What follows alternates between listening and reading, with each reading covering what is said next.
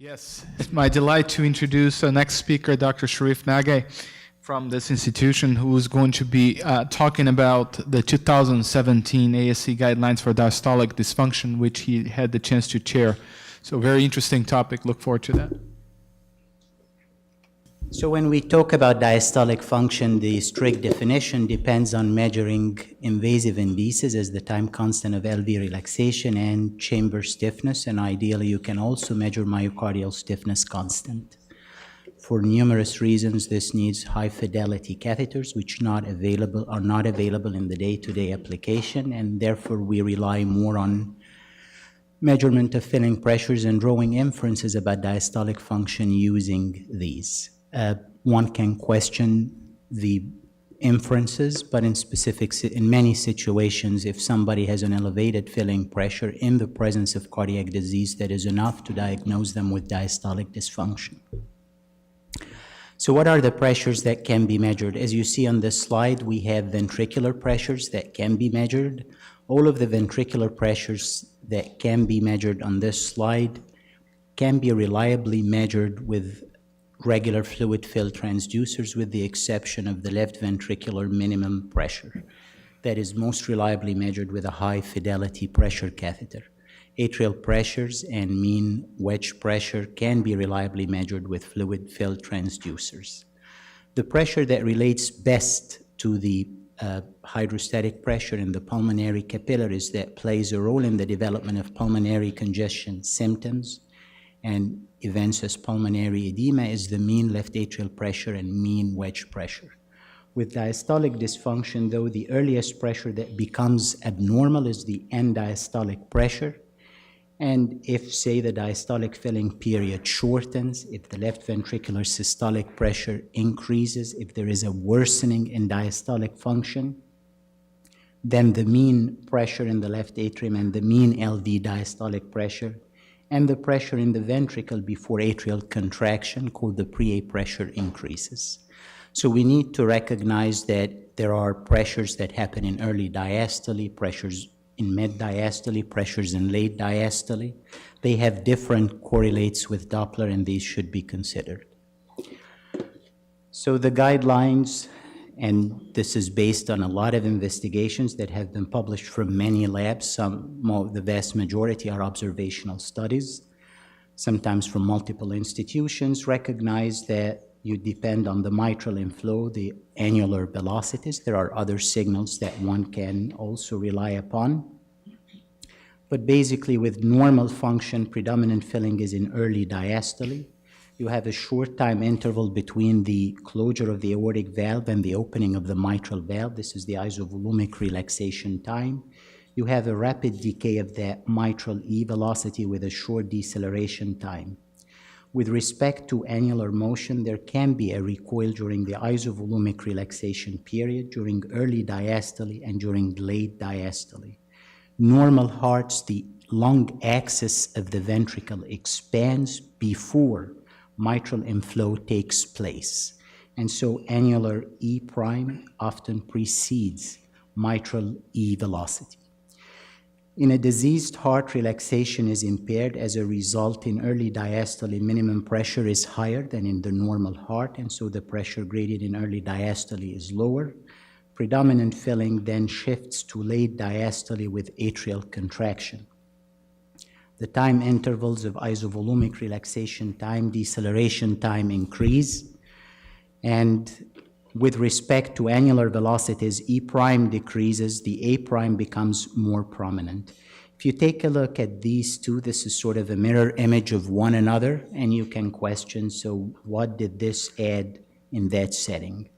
What the annular velocities add is in the setting of a high left atrial pressure, a pseudo-normal or restrictive inflow pattern, which can look like a normal inflow pattern, but because you see a reduced annular E prime velocity and a delayed E prime velocity, you can distinguish this pattern from the normal inflow pattern.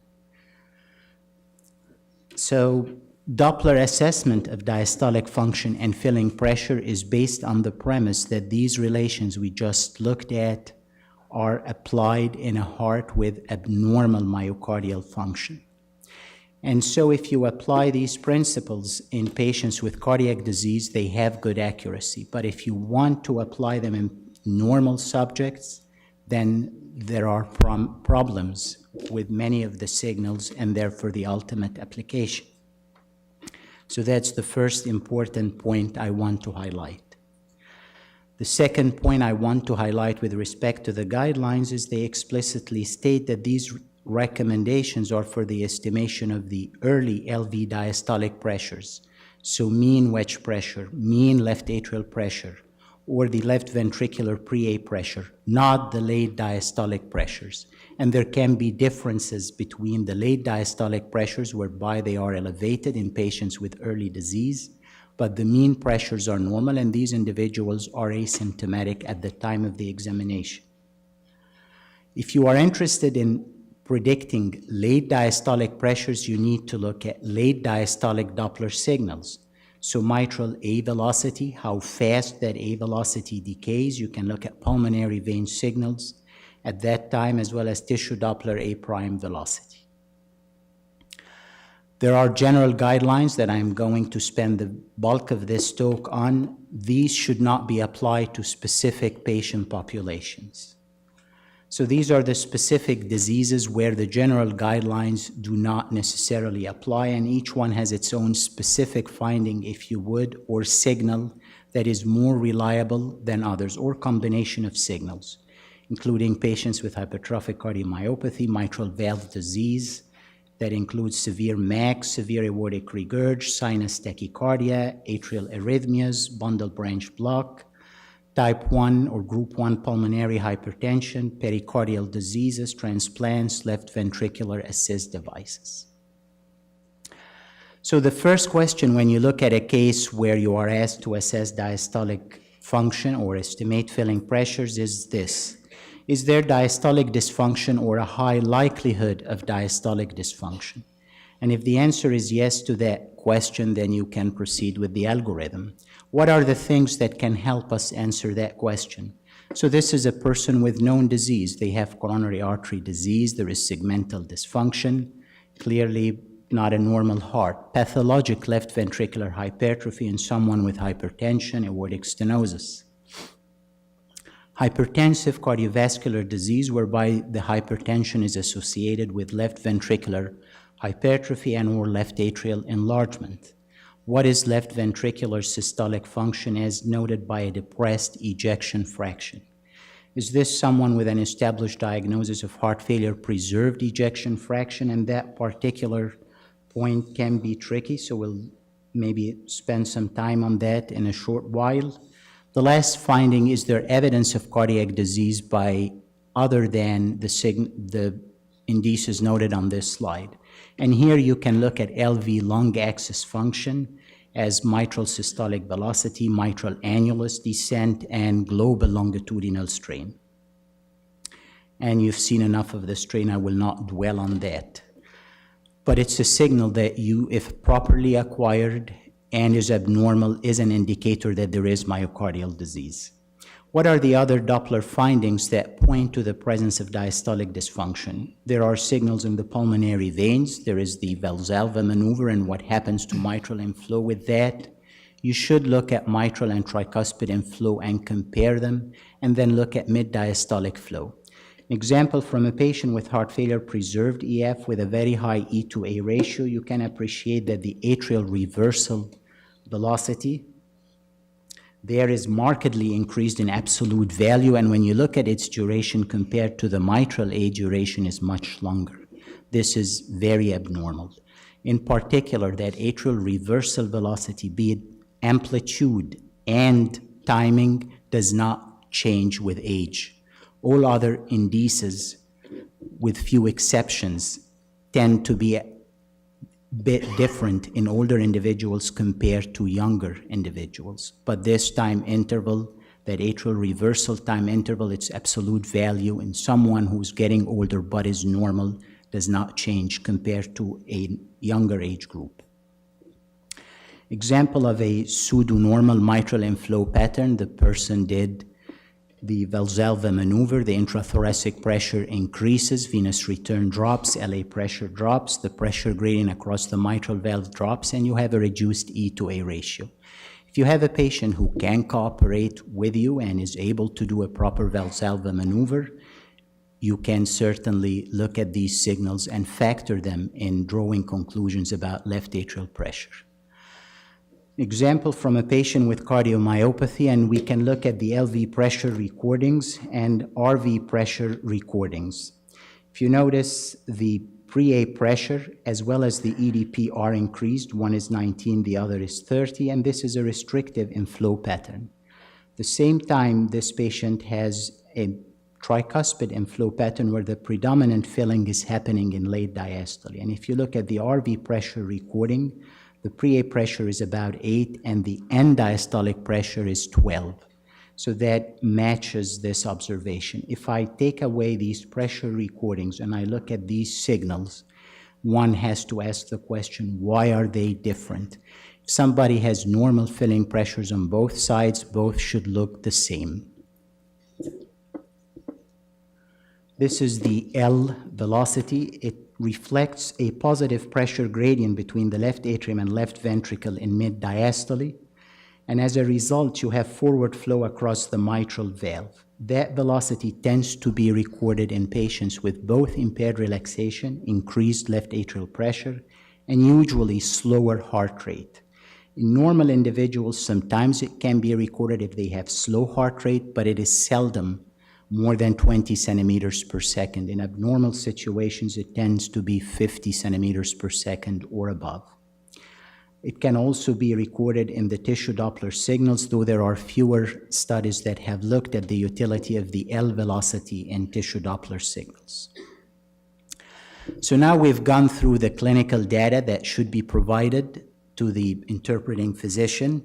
We've looked at the 2D observations, we've looked at the Doppler recordings, and we are left with the question is, I am not able to recognize anything as being abnormal or pointing to a higher likelihood of diastolic dysfunction.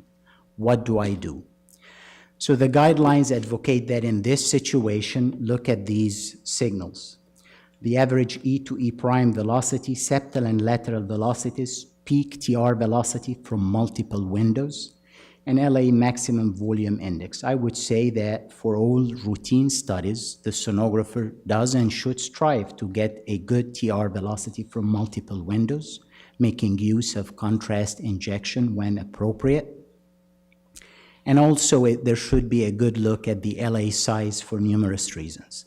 So that's part of the routine exam, and these are not particularly challenging to obtain.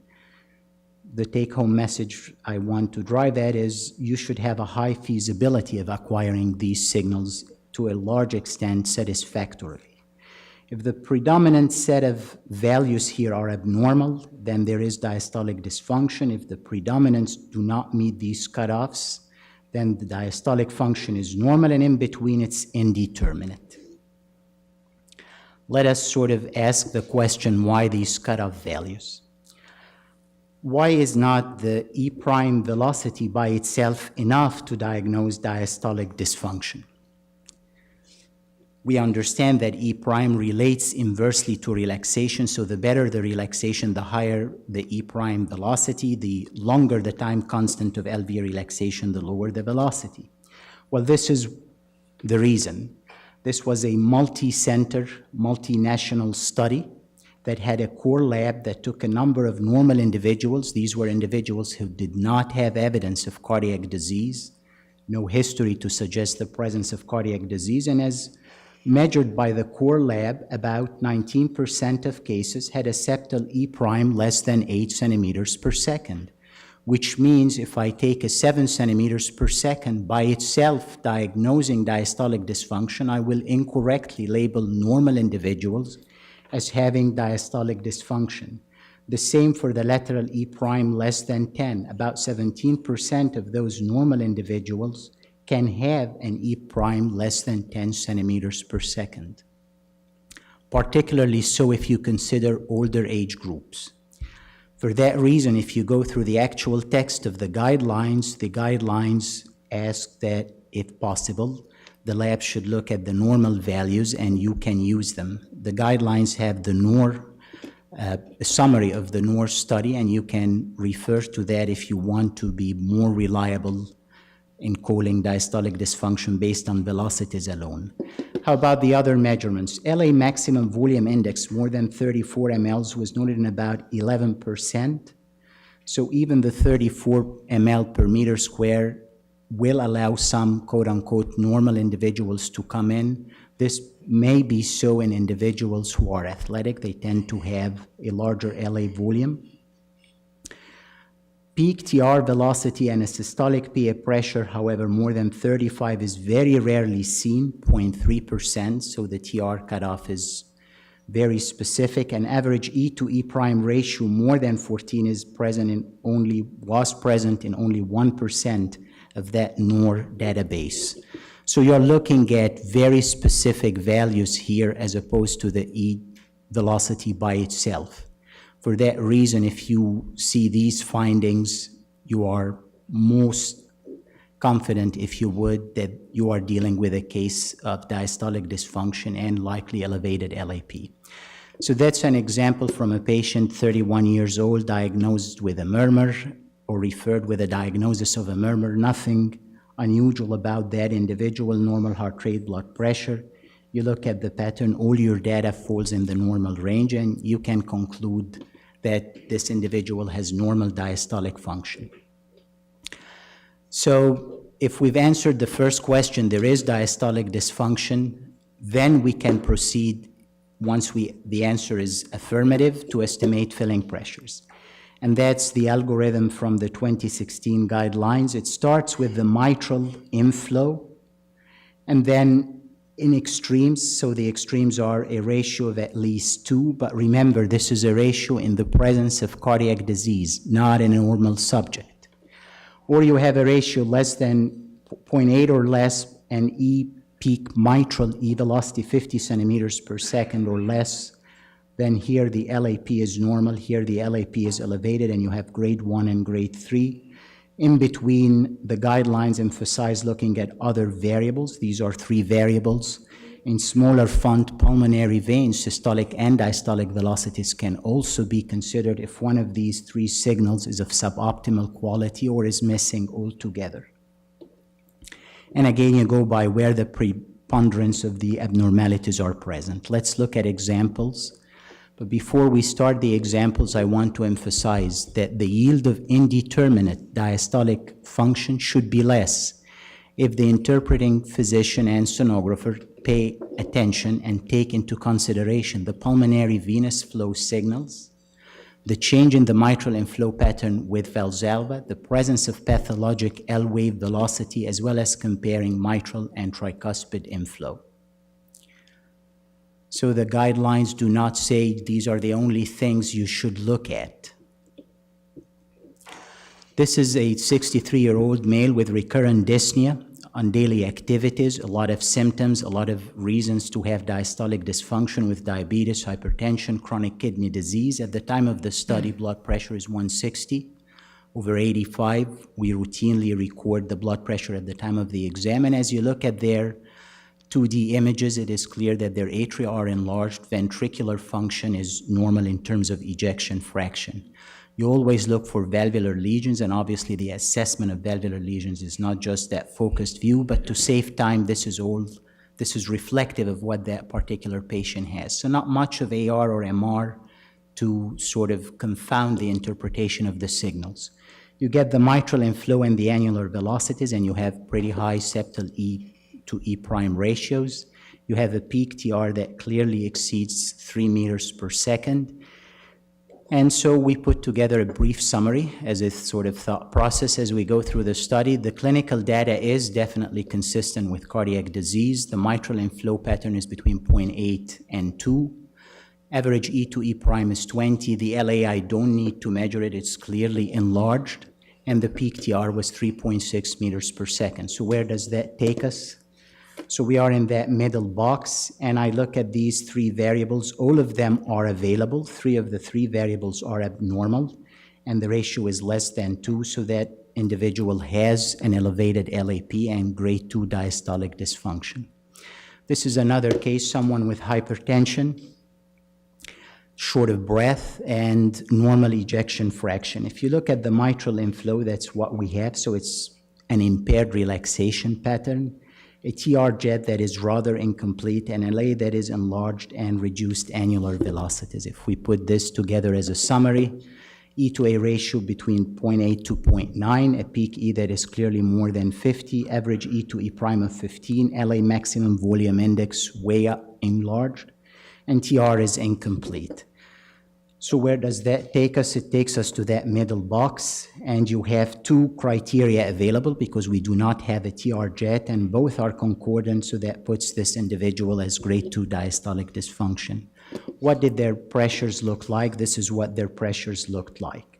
This is a very nice wedge pressure recording. You see both A and V waves. You see the X and Y descents. And if you look at the mean pressure, the mean is usually lower than both the peak A and V pressures. It's in the high 20s. So that confirms the correct conclusion that was arrived at by looking at the Doppler signals. Someone else with depressed EF, there is their mitral inflow, the peak TR as you see it, and a large LA without me doing measurements, and a minuscule E prime. Where does that put me? As a quick summary, the E to A ratio is more than 2 clearly. The E to E prime is more than 14 without any calculations. The LA was enlarged. It didn't take me much time. So that puts the individual in that last box and grade 3 diastolic dysfunction. There are their wedge pressure recordings. Again, nice recordings with A and V and a very high LAP. That algorithm, we tested it in a multi-center study of 450 patients, and this panel shows you the clinical accuracy, the side shows you the echocardiographic accuracy. The clinical accuracy was ascertained or was determined by cardiologists, so I would say this is probably the best case scenario you would have. And overall clinical accuracy in diagnosing the presence of elevated LAP was not too bad, 74%. Compared to 87% by echocardiography. This was an increment. Specificity was also better by echocardiography, and overall accuracy was 87% compared to 72% clinically. How about subgroups? The major impact of echocardiography was present in that group of patients, about 241 cases, with an EF of at least 50%. So this is the more challenging group, patients who present with shortness of breath, normal EF, and what to do with them. And here you have an accuracy of 64% compared to 84%. Notice that in obese individuals, echocardiography had a decent accuracy. Also in patients with pulmonary, parenchymal, or vascular disease, albeit fewer cases, 71, because the interpretation took into account the clinical setting, the accuracy was also decent at 81%. So what are the potential problems with applying the 2016 recommendations? If someone starts looking at the echocardiogram without knowing what is going on by the patients, that is not a good approach. And that's in general something we should do for all indications of looking at echocardiography. If someone is having valvular disease, if someone is having shortness of breath, chest pain, etc., you want to know clinical data. If you look at the 2D data is needed. We need to know LA volume. We need to know LVEF. I need to know if there are valvular lesions. I need to know if there are segmental abnormalities. So if the 2D images are suboptimal or are being ignored, that's a problem. The premise, remember, of the accuracy of ASE guidelines is based on these are patients with cardiac disease. To arrive at that conclusion, 2D data are needed. If the Doppler signals are missing or of suboptimal quality, then you will end up with wrong measurements and you arrive at wrong conclusions. You also need to consider limitations of the Doppler signals. Remember, when we started, we said there are specific patient groups that the general algorithm should not be applied. Example, severe MACC and annulus velocities. Failure to evaluate findings under stress, and I emphasize this because sometimes you get patients referred with a diagnosis of shortness of breath. They are hypertensive, some degree of LVH maybe, and you have normal pressures at rest. Does that mean that this individual's shortness of breath is not due to an increased LAP? With activity, that individual gets higher LAP, and so you need to consider the diastolic stress test. In addition to these reasons, of course, there are always challenging cases. Example of a setting where if the clinical scenario is ignored, you arrive at a wrong conclusion. This was someone with a big left atrium who was in atrial fib, just cardioverted with atrial stunning and a minute E velocity. If you look this at the mitral inflow, you would say this is as restrictive as it gets. However, because of atrial stunning, you have a very small E velocity. So the E to A ratio would not be a good assessment of filling pressures, or should not be used to draw conclusions about filling pressures in that patient. Notice what happens on day 3. The atrial function improves, and now you have a ratio of 0.7, so very different. Example of sample volume locations, one of the most abused signals in terms of poor quality or suboptimal quality is the tissue Doppler velocities. Just because it is acquired does not mean I should use it. I have to look at where is it obtained from, are the filters and gains correct settings or not. If you take away the part above where they are showing you where the signal is obtained from, and you just look at the analysis here, all of them have E and A primes, and all of them you can measure the peak E velocity. However, only this one has the correct location. I'm showing it for the septal, but the lateral can even be more challenging. That's an example of someone who at baseline has a normal LAP, but with activity gets a lot of symptoms, and they have a very high E to E prime ratio, an increase in the peak TR velocity from 2.6, corresponding to a PA systolic of at least 31, now becomes 49 with exercise, the PA systolic of at least 49 without adding the RAP. So that's a positive diastolic stress test. Perhaps heart failure specialists are more interested in this, but we as general cardiologists should pay attention to that group of patients as well. There are other indices, and I will not dwell on them for the sake of time, but diastolic signals of strain rate in early diastole, late diastole, and also during the isovolumic relaxation period can be obtained, and there is a growing literature addressing these. Also, left atrial strain, particularly LA reservoir strain, is a very useful signal that can relate to left atrial pressure. This is an excellent study, was published in 2009 in the Journal of the American Society of Echo from a Japanese group, 100 patients, high fidelity catheters, and you see a very solid correlation of LA strain against both EDP and mean wedge pressure, and that particularly was useful in patients with normal EF.